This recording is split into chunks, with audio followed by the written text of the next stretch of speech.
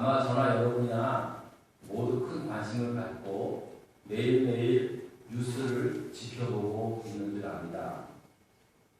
저도 연로하신 부모님이 한국에 계시고 또 우리 형제들과 또 친척들이 많이 계시기에 몇 번이고 주중에 전화를 걸어 안부를 묻고 걱정하면서 기도하며 한 주간을 보내고 있습니다.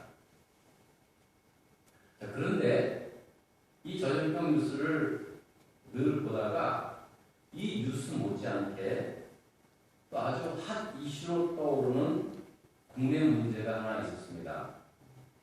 바로 울산시장 선거 개입에 관계된 사람들의 공소장을 공개하냐 마냐 하는 문제를 가지고 거의 한 주간 내내 이 신종 코로나 바이러스 소식에 이어서 그 뉴스가 계속 보도되고 있었습니다. 결국 어느 한 신문사에 의해서 그 공소장이 공개가 되었는데 저는 덕분에 생전 처음 검찰 공소장이라는 게 이런 거였구나, 이렇게 작성되는구나 라고 그렇게 한번 생각을 해봤습니다. 사실 그 이전에도 공소장이나 공개된 게 많이 있었지만 관심 갖고 읽었습니까? 근데 이번에는 또 이렇게 공개하지 않는다 만다 하도 그렇게 논쟁이 되길래 도대체 뭐가 그렇게 쓰여 있길래 그러는가 하고 궁금하더라고요. 그래서 저도 한번 이렇게 읽어봤습니다. 처음부터 끝까지는 읽지는 못했지만 그래도 대충은 한번 읽어봤습니다. 그러면서 그 덕에 검찰 공소장 내용들이 이렇게 작성되는구나, 그걸 알았다는 겁니다. 그러면서 사실 지난주에 이어서 오늘은 본문 24장의 말씀을 가지고 여러분에게 말씀을 전하게 되는데요. 아주 공교롭게도 이 본문 24장의 말씀들은 마치 검찰의 공소장과 같이 그렇게 기록되어 있고 또 그 공소장에 맞서서 변호를 하는 변론 구조로 그렇게 되어 있는 것입니다. 그래서 오늘 이 본문을 전체를 이해하는 데 있어서 굉장히 많은 도움이 되었습니다. 그런 구조로 상상을 하니까 훨씬 더 상상이 잘 되고요. 훨씬 더 그 상황을 잘 이해할 수 있었다는 사실입니다. 그렇게 거창한 건 아니지만 그래도 이 본문을 읽으면서 그 상상력이 평소에 제가 공소장이 뭔지 압니까? 근데 그런 이야기를 막 들으면서 본문을 이렇게 한번 생각을 해보니까 훨씬 더 풍성한 상상력이 돌출되었다라는 말씀을 미리 여러분에게 드리는 것입니다. 자, 그러면서 이제 지난주에는 여러분들이 잘 아시다시피 이제 가이사랴에 있는 또 총독부에 있는 당시 총독 벨릭스라는 사람 앞에서 바울이 이제 심판을 받게 되지 않습니까? 그래서 바울을 고소하는 이 더둘로라는 사람의 공소장을 우리가 한번 다 읽었습니다. 바울이 어떤 죄를 지었는지에 대해서 고발하는 그러한 내용이 지난주의 내용이었습니다.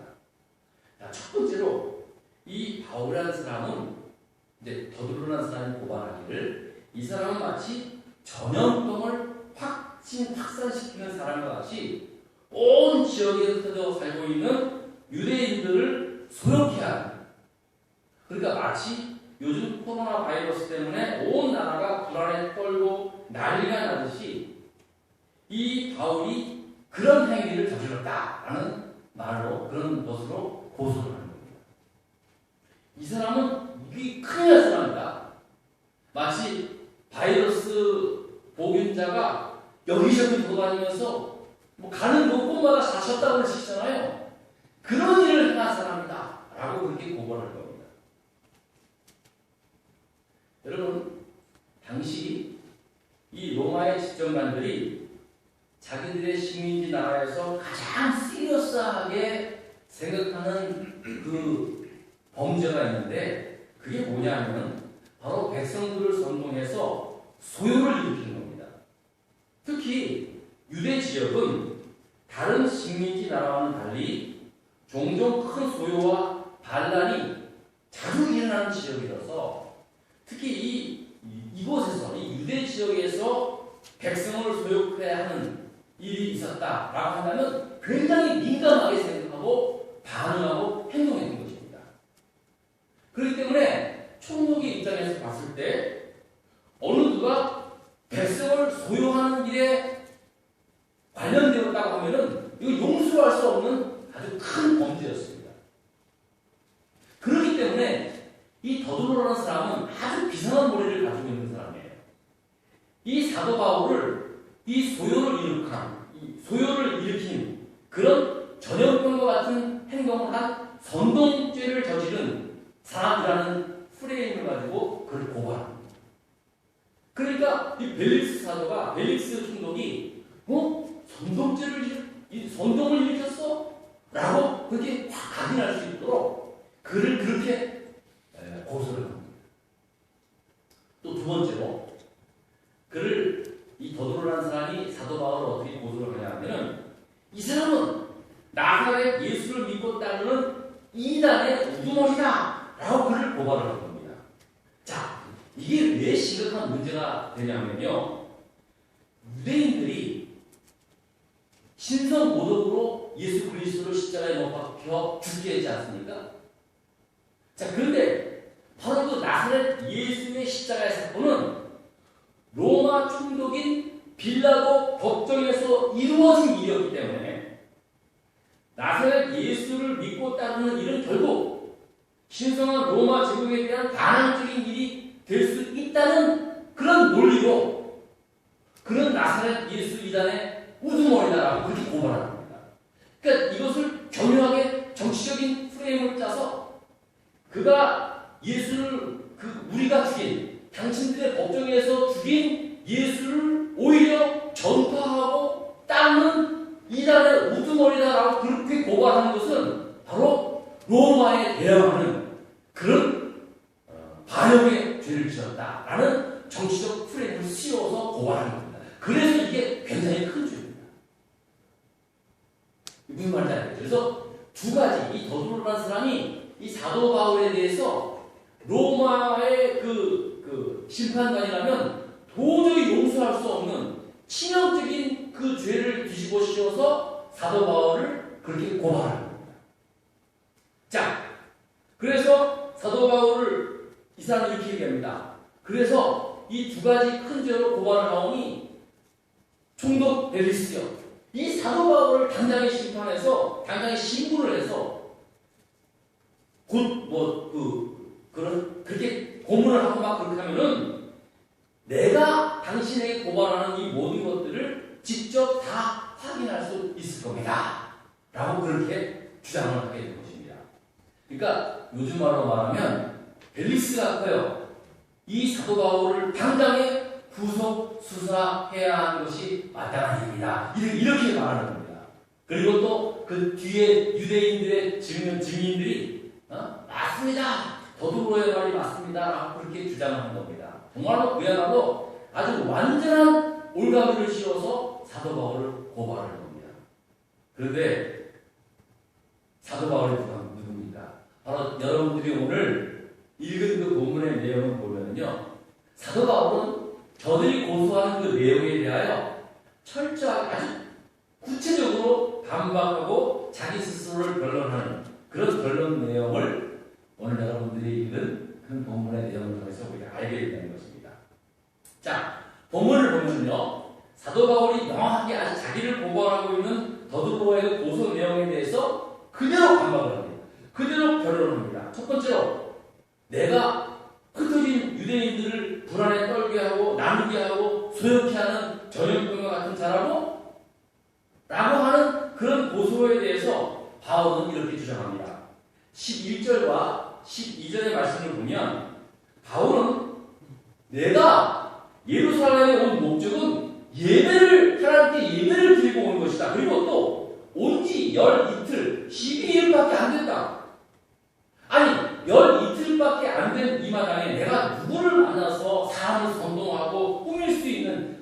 그런 여지가 있었겠느냐? 그런 여지가 없음을 밝히고 있는 것입니다. 굉장히 설득력 있잖아요. 사도 바울이 굳이 열 이틀밖에 안 됐다는 이 시간적인 사실을 강조함으로써 자기가 예루살렘에 와서 무슨 선동일을 꾀하지 않는다는 것을 그렇게 스스로 설명을 하고 있는 것입니다. 아주 매우 설득력이 있는 것입니다.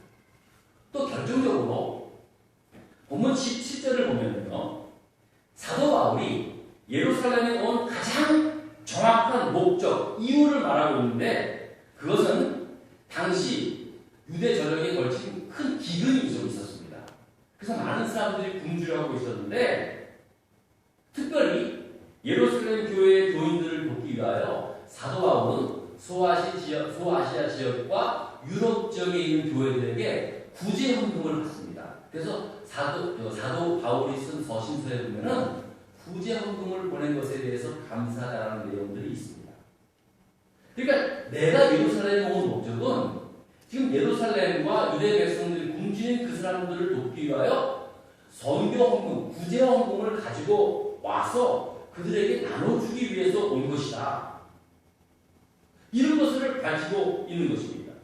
그래서 이를 위해서 내가 제 이름으로 성전에 와서 예배를 위한 결례를 행하고, 이 결례라는 것은 한마디로 절차를 의미합니다. 그리고 그 누구와도 만나지 않았는데 내가 무슨 소요를 일으킬 수 있냐? 라는 것을 그렇게 논리적인 근거를 가지고 설명하는 것입니다.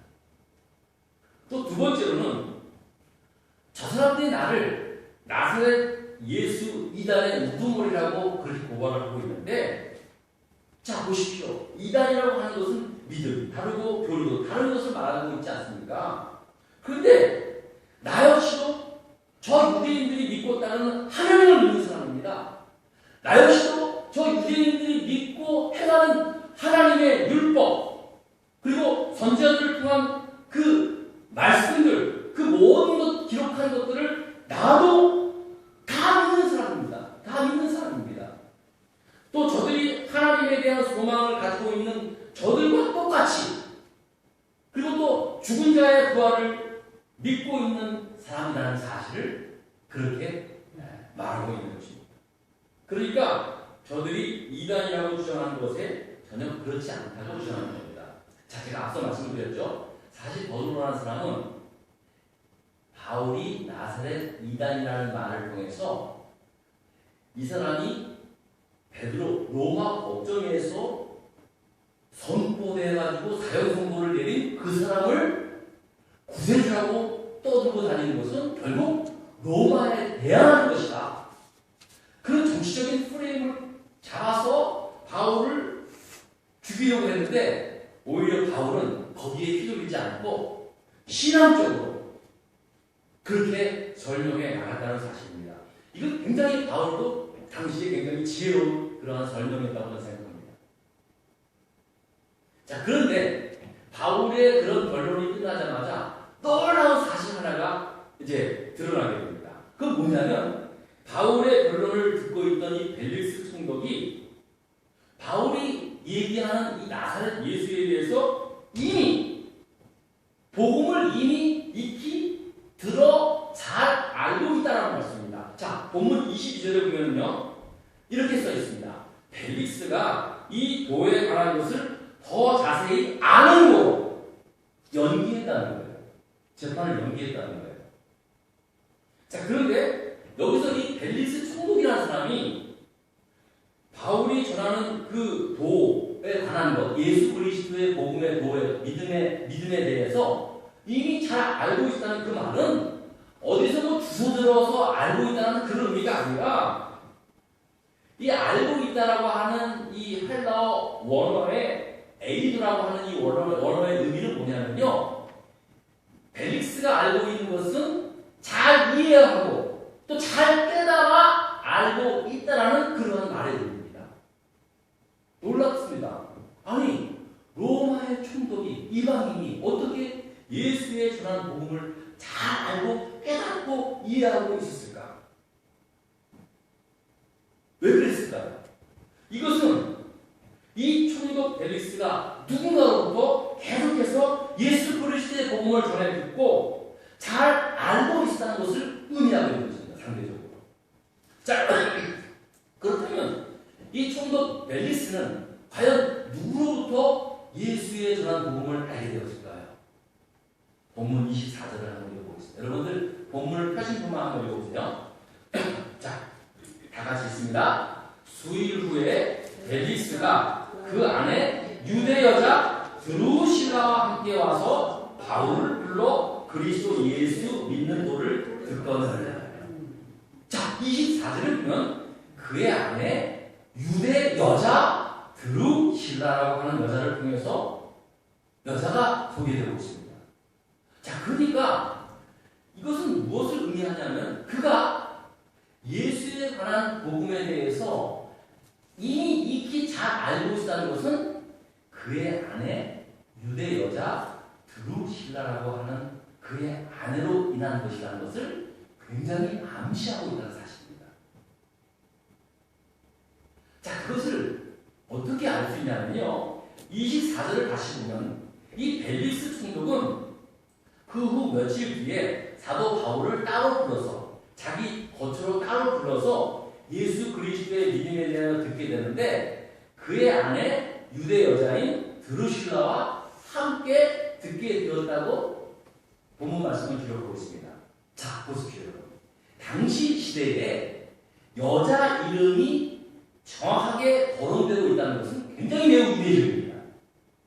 물론 제가 여성을 낮추어서 비하해서 드리는 말씀이 아니지만 사실 이 당시에는 여성과 아이의 숫자나 그런 것은 그렇게 밝히는 사회가 아니었습니다. 그래서 예수님께서 오병이어를 행하시면서 사람들을 먹였을 때 여자와 아이를 뺀 숫자가 5,000명이 되었다라고 그렇게 말하듯이 사실 여성 그리고 여자는 굉장히 남성의 사회에서는 제외받는 예외되는 그러한 사회 구조였습니다. 자, 그런데도 불구하고 오늘 본문의 말씀은 그의 아내가 유대 여자였고 이름이 드루실라라는 사실을 구체적으로 언급하고 있다는 이 사실에 대해서 분명히 이 여인으로 인해서 벨리스 총독이 그리스도의 복음을 전해 듣게 되었고 또 그 아내 때문에 자기가 원해서가 아니라 그 아내 때문에 사도 바울을 다시 부르게 되었다는 메시지를 이 사도행전의 저자인 누가는 강하게 그렇게 암시해주고 있다는 사실입니다. 자, 그렇다고 해서 그의 이 총독 벨리스의 아내가 예수 믿는 그리스도인이었다라고 그렇게 명확하게 말씀을 드릴 수 없습니다. 그럴 가능성이 아주 매우 크다라는 것입니다. 아무튼 이 유대 여인이었던 그의 아내가 결정적인 역할을 했다는 것은 이건 분명한 일이었습니다. 자, 그러니까 이 벨리스 총독의 아내였던 유대 여인인 이 드루실라의 마음, 여자의 마음은, 그러니까 아내의 마음은 그 전부터 어떻게든지 간에 자기 남편이 로마의 총독인 이 벨릭스라는 사람이 예수 그리스도의 복음을 듣고 예수를 믿고 구원받는 하나님의 자녀가 되기를 간절히 기도하고 또 그런 마음에서 자기 남편에게 시간만 되면 예수의 복음을 알려주었던 그런 여자였다는 거예요. 그리고 또 사도 바울을 만나게 되니까 너무나 반가워서 남편에게 졸라서 그를 불러서 그에게 예수의 믿는 도를 더 좀 이렇게 듣기를 원하는 마음으로 남편을 졸라서 총독 벨리스가 사도 바울을 자기의 것으로 불러서 그리스도의 복음에 대해서 전해듣게 되었다는 사실입니다. 그러니까 이 아내 드루실라의 그 마음이 그랬다는 거예요. 어떻게든 간에 자기 남편. 저도 이제 목회를 하다 보면요, 믿지 않는 남편을 두신 분들이 많이 계시잖아요. 근데 정말로 어떤 분은요 그래요. 목사님, 우리 남편 정말 구원받아야 되는데 어떻게도 마음에 문이 꽉 닫혀져가지고 전혀 들으려고 하잖아요. 내 이야기 전혀 들으려고 하잖아요. 그래서 목사님이 오셔서 우리 남편을 만나셔서 좀 이렇게 얘기 좀 해주시고 예수 믿게 해주세요. 막 그런 분이 계셨어요. 예전에.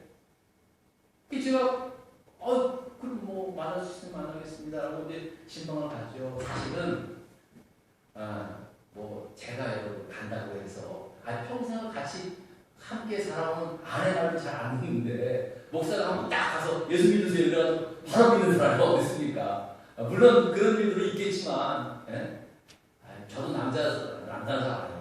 50, 60 다 돼서 한 번도 교회 나가지 않은 사람은 예수 믿는 거 진짜 그거는 기적입니다.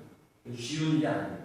근데 목사가 딱 가가지고 목사 만났다고 해서 예수 믿습니까? 하지만 그의 아내님, 그 집사님의 그 간절한 소망이 너무 귀해서 남편을 믿든 안 믿든 그냥 가는 거예요, 사실은. 네? 그런 마음으로 이 총독 벨릭스의 아내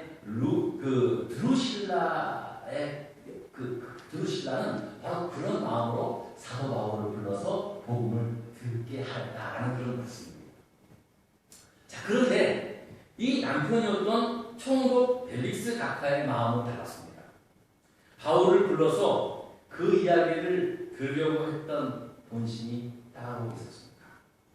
자, 자기 아내가 자꾸 바울을 불러서 좀 더 들어보자 해가지고 바울을 부르긴 했지만 이 벨릭스가 순수하게 예수 그리스도의 복음을 듣고 싶어서 바울을 부른 것만은 아니었다는 겁니다. 자, 이유가 뭡니까? 26절을 함께 보겠습니다. 다 같이 본문 펴신 분만 읽었습니다. 다 같이 읽겠습니다. 시작! 동시에 또 바울에게서 돈을 받을까 바라는 부로 더 자주 불러 같이 이야기하러 갑니다. 그랬구나. 동시에 바울에게서 뭐 돈을 좀 받을까 라고 그렇게 기대를 해서 자주 불렀다는 거예요. 자, 이 벨릭스가 바울을 더 자주 만나서 이야기하는 본심은 사실은 복이 있었습니다. 자, 왜 벨릭스는 사도 바울에게 돈을 원했을까요? 그 동기를 알 수 있는 내용이 바로 본문 17절에 나오고 있습니다. 자, 17절에 보면 바울이 예루살렘에 오게 된 것은 유대 백성을 구제하기 위하여 구제헌금, 재물을 가지고 왔다는 그 말을 들었을 때 아마도 이 총독 벨릭스라는 사람이 사람들에게 구제헌금을 가지기 위해서 돈을 많이 가져왔다고? 그 말을 들으면서 아마도 그럼 나도 돈을 좀 받을 수 있지 않겠는가라는 마음을 갖게 되었다는 생각을 하는 것입니다. 여러분도 잘 아시지만요. 사람들은 정말 돈 문제에 대해서는 진짜 아주 민감합니다. 인정하시죠? 네. 아무것도 아니지만요. 눈치가 기가 막혀요.